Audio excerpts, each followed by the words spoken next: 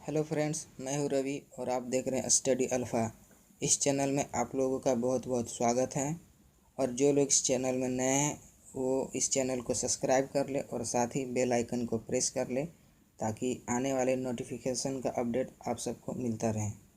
तो चलिए आज का सेशन शुरू करते हैं। आज से हम लोग पढ़ेंगे ज्योग्राफी और आज का टॉपिक है यूनिवर्स। तो यूनिवर्स क्या है? The universe is defined as the everything that exists, including all physical matter and energy, the planet, the star, the galaxy, etc. मतलब ये कि वो सभी चीज़ें जो भी प्रेजेंट है, जैसे कि फिजिकल मैटर, एनर्जी, जितने भी प्लैनेट्स हैं, स्टार हैं, गैलेक्सी हैं, ये जो सारे मिल के हैं एक यूनिवर्स का निर्माण करते हैं। इसे ही हम लोग यूनिवर्स कहते हैं। हमारा जो यूनिवर्स है अनंत है, इसका कोई सीमा नहीं है। हमारा ब्रह्मांड कितना बड़ा है, कितना फैला हुआ है, आज तक ये इस चीज़ का पता नहीं चला है। इस चीज़ को मेज़रमेंट करने की कोई इंस्ट्रूमेंट नहीं बनी है। तो ये है हमारा विशाल यूनिवर्स। हमारा नेक्स्ट टॉपिक है कॉस्मोलॉजी। कॉस्मोलॉजी क्या होता है? The study of universe is known as cosmology. Universe के अध्ययन को हम लोग कॉस्मोलॉजी कहते हैं। ये कॉस्मोलॉजी टर्म है, ये दो टर्म से मिलके बना है।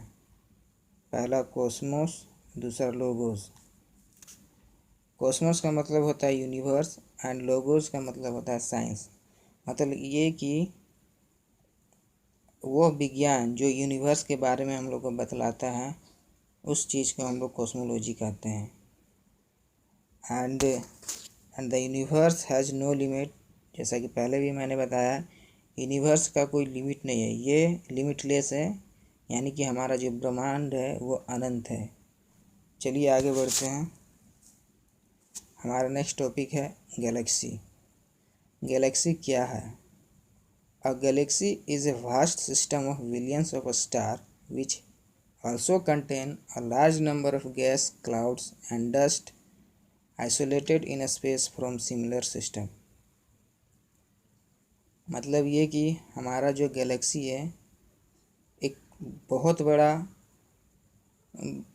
बड़ा मतलब बिलियंस ऑफ स्टार का एक सिस्टम है, जिसमें बहुत सारे गैस है, क्लाउड्स है, डस्ट हैं और डिफरेंट टाइप के स्पेस है जो एक दूसरे से अलग हैं। ये है हमारा galaxy. There are about 100 billions of galaxy. हमारे ब्रह्मांड में 100 बिलियंस ऑफ गैलेक्सी हैं, यानी 10⁻11। And each Galaxy has on an average 100 billions of star. मतलब हर एक गैलेक्सी में 100 बिलियन स्टार है। And so that the total number of star in the universe is 10⁻22। मतलब ये कि हमारे ब्रह्मांड में गैलेक्सी है वो 10⁻11 है। एंड हर एक गैलेक्सी का में जो स्टार है वो है 10⁻11 स्टार। एंड ये दोनों मिलके टोटल नंबर ऑफ स्टार हो जाते हैं 10⁻22। तो ये है हमारे गैलेक्सी के बारे में। तो चलिए आगे बढ़ते हैं। अब हमारा टॉपिक है मिल्की वे गैलेक्सी।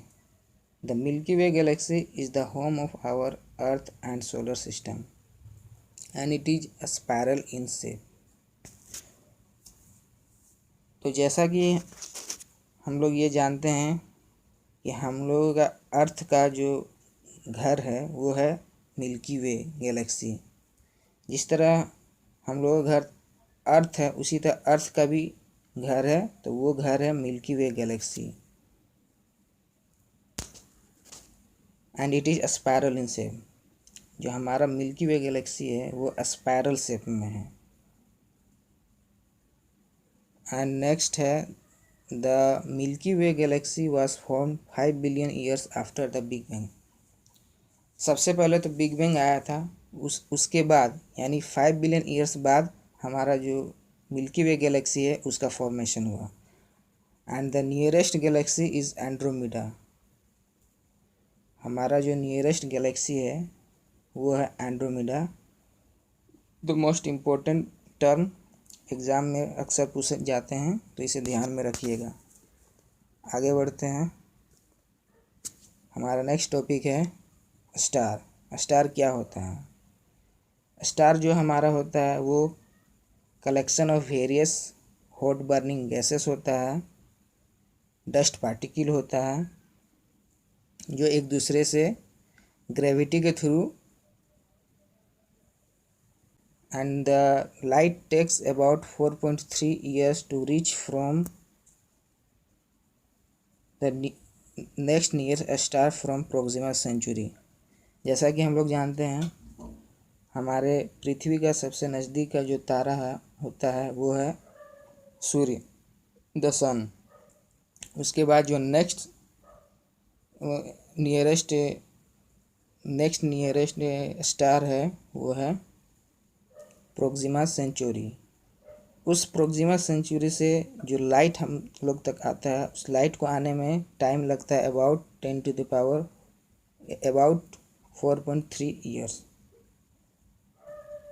तो ध्यान में रखिएगा। आगे बढ़ते हैं। नेक्स्ट टॉपिक है द सोलर सिस्टम।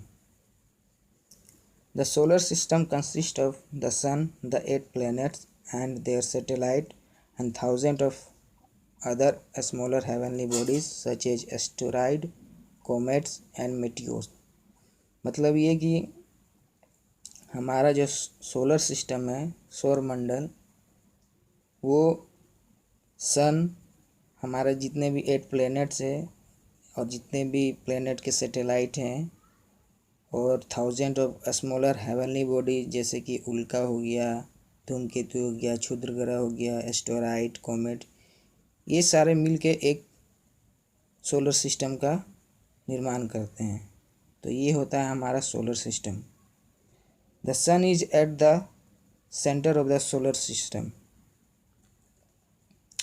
हमारा जो सन है वो सोलर सिस्टम के मध्य में होता है। मतलब ये कि जितने भी हेवनली बॉडीज़ है और प्लेनेट है वो इस सन के चारों तरफ रिवॉल्व करते हैं। Planet revolve around the sun in elliptical orbit. और जो हम जितने भी हेवनली बॉडीज़ हैं और प्लेनेट है वो सन के चारों ओर चक्कर तो लगाते हैं, लेकिन किस फॉर्मेट में लगाते हैं वो होता है इलिप्टिकल ऑर्बिट।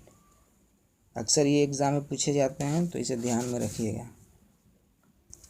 आगे बढ़ते हैं। हमारा नेक्स्ट टॉपिक है sun. The sun is at the centre of the solar system. जैसा कि हम लोगों ने ये पढ़ चुका है। Which size is 13 lakh times is that of the earth. मतलब जो हमारे सन का जो साइज़ है वो 13 लाख टाइम यानी 13 लाख गुना अर्थ से बड़ा है। And is the nearest star to the earth. जैसा कि हम लोग को पता है कि पृथ्वी का नज़दीक का तारा कौन सा है, तो वो है हमारा सन। ये भी इम्पोर्टेंट क्वेश्चन बन जाता है, अक्सर रेलवे वगैरह में पूछ दिए जाते हैं, तो इसे भी ध्यान में रखिएगा। नेक्स्ट लाइन है it is composed of 71% of hydrogen, 26.5% helium and 2.5% other element. हमारा जो सन है मेनली वो कंपोजिशन होता है hydrogen, helium and other element. Mainly जो होता है वो है 71% हाइड्रोजन एंड हीलियम। ये मुख्य दो एलिमेंट है हाइड्रोजन एंड हीलियम जो सन में होता है। It has surface temperature of about 6000 degree Celsius. सूर्य के सरफेस का टेम्परेचर होता है वो 6000 डिग्री सेल्सियस होता है। And the temperature at the centre of around 1 crore 50 lakh degree Celsius, मतलब 1,50,00,000 डिग्री सेल्सियस उसके सेंटर पे ये टेम्परेचर होता है सन का। And about 150 million kilometre away from the earth, हमारा जो अर्थ है सन से 150 मिलियन किलोमीटर दूर है। ये डाटा याद रखिएगा, कभी कभी पूछ लिए जाते हैं। नेक्स्ट है लाइट टेक्स अबाउट 8.5 मिनट, ये भी इम्पोर्टेंट है, ध्यान में रखिएगा। हम सन से पृथ्वी तक पहुंचने में प्रकाश को जो टाइम लगता है वो होता है 8.5 मिनट्स। नेक्स्ट है हमारा नेक्स्ट टॉपिक है द प्लेनेट।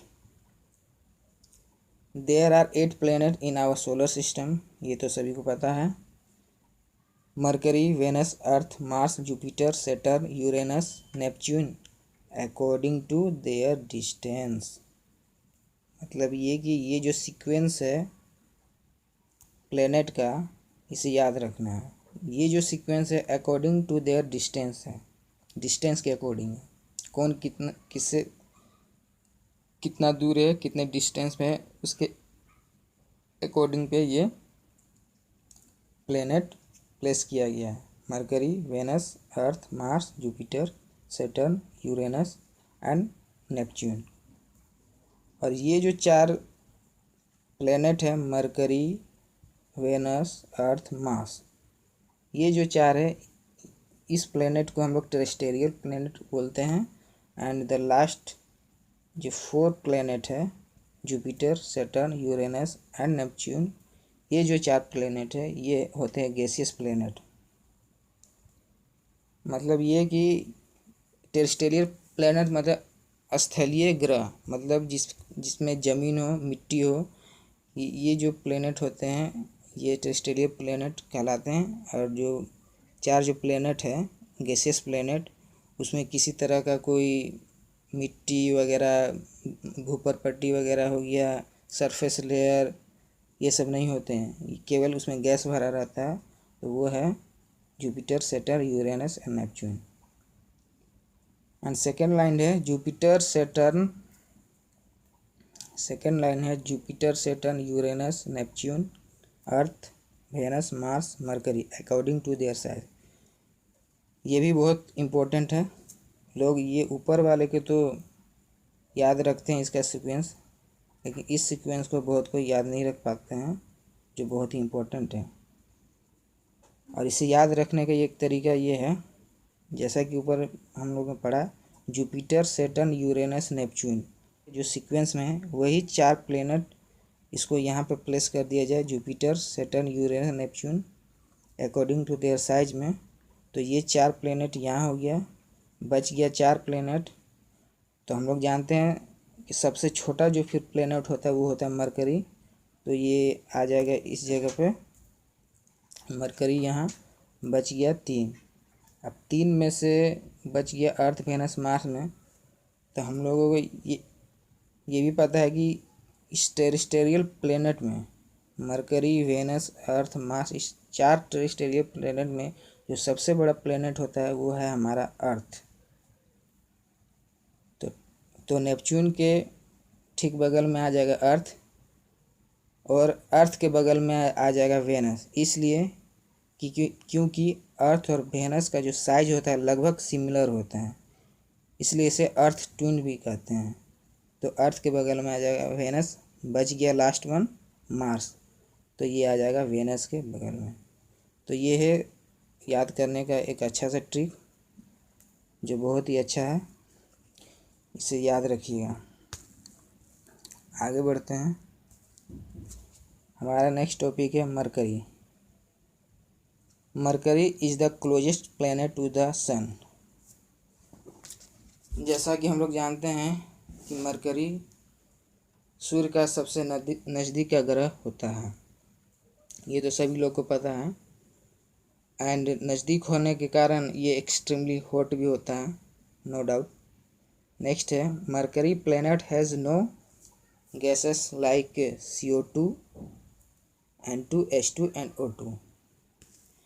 मतलब ये कि मरकरी ग्रह में कोई भी गैसेस नहीं होता है, किसी भी प्रकार का गैस नहीं होता है, ठीक है। नेक्स्ट है Mercury planet has no protective blanket like ozone around it to prevent us from harmful radiation. और मरकरी के चारों तरफ कोई किसी भी तरह का ओजोन लेयर नहीं होता है, प्रोटेक्टिव लेयर नहीं होता है, जैसा कि हमारे पृथ्वी के चारों ओर ओजोन लेयर होता है। ठीक है। और ये जो है the messenger of the God, ये जो नाम है ये बुध ग्रह का प्राचीन नाम है, इसे भी याद रखिए, कभी कभी किसी ग्रुप डी में पूछ लिया जाता है। तो प्राचीन ज़माने के लोग इसे द मैसेंजर ऑफ गॉड के नाम से जाते हैं। ये नाम रोमन देवता के नाम पे रखा गया है, रोमन गॉड के नाम पे। तो चलिए आगे बढ़ते हैं। नेक्स्ट टॉपिक है वेनस। इस वेनस का प्राचीन नाम है the god of love and beauty, इसे भी याद रखिएगा, इम्पोर्टेंट है। Venus is the second planet in distance from the sun. ठीक है।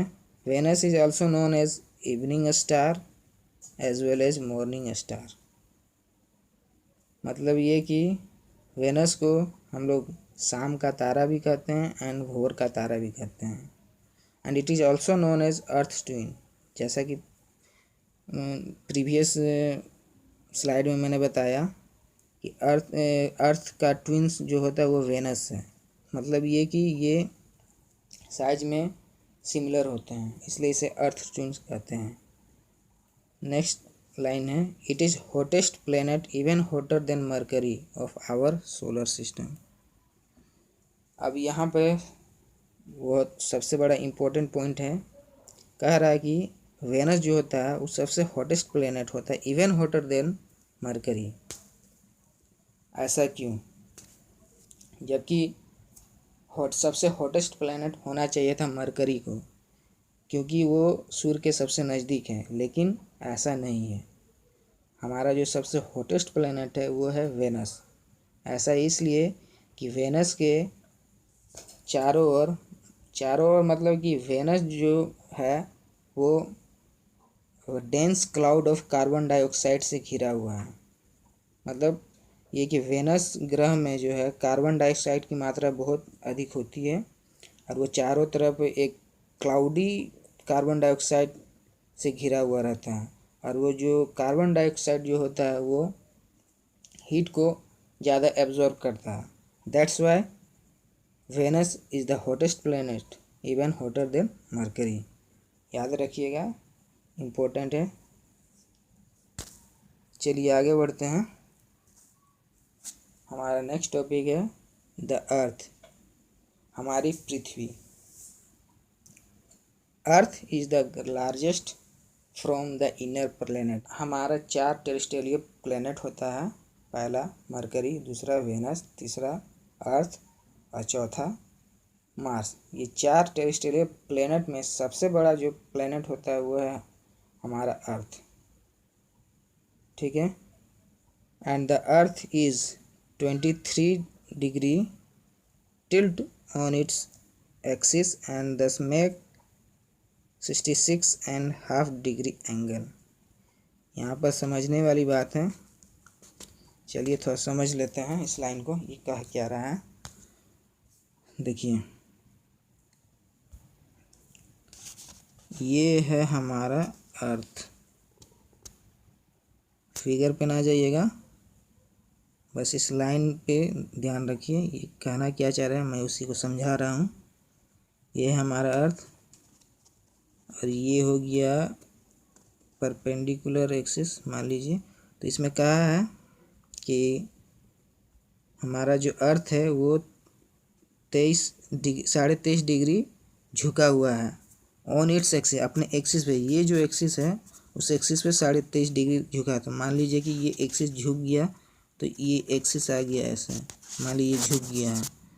तो यहाँ जो अब एंगल बना है ये एंगल हो गया हमारा कितना, 23.5 डिग्री। ठीक है, ये एंगल हो गया हमारा 23.5 डिग्री। ठीक है। अब यहाँ से एक हॉरिजॉन्टल लाइन खींच देते हैं। ठीक है। अब ये जो यहाँ कहा गया ध्यान दीजिएगा, ये जो 66.5 डिग्री एंगल है, तो ये 66 डिग्री कौन सा एंगल है, तो ये है, ये जो हॉरिजॉन्टल लाइन है, बेस वाला जो हॉरिजॉन्टल लाइन है, और ये जो एक्सिस झुका, ये एक्सिस, इस दोनों के बीच का जो एंगल है ये है हमारा 66.5 डिग्री। ठीक है, ध्यान में रखिएगा। कभी कभी क्वेश्चन में पूछता है ये, तो लोग आंसर में मार देते हैं 66.5 डिग्री, जबकि वो गलत हो जाता है। तो इसे ध्यान रखिएगा, कौन 23.5 डिग्री है और कौन सा 66.5 डिग्री है। तो चलिए हम आगे बढ़ते हैं। हमारा नेक्स्ट लाइन है, it takes 23 hour 56 minute and 4.091 second to rotate on its axis. ये डाटा याद रखिएगा, कभी कभी पूछ लेता है, उतना इम्पोर्टेंट नहीं है, लेकिन याद रखिएगा। 23 डिग्री 56 मिनट एंड 4 सेकेंड अपने एक्सिस पे रोटेट करते हैं, and it takes 365 days 5 hours 48 minutes to revolve around the sun. ठीक है, आगे बढ़ते हैं। हमारा नेक्स्ट टॉपिक है the moon. The moon is the only satellite of the earth. हमारे पृथ्वी का एकमात्र सैटेलाइट जो है वो है मून। और ये जो सैटेलाइट है ये कोई आर्टिफिशियल सैटेलाइट नहीं है, ये नेचुरल सैटेलाइट है। ठीक है, ध्यान में रखिएगा।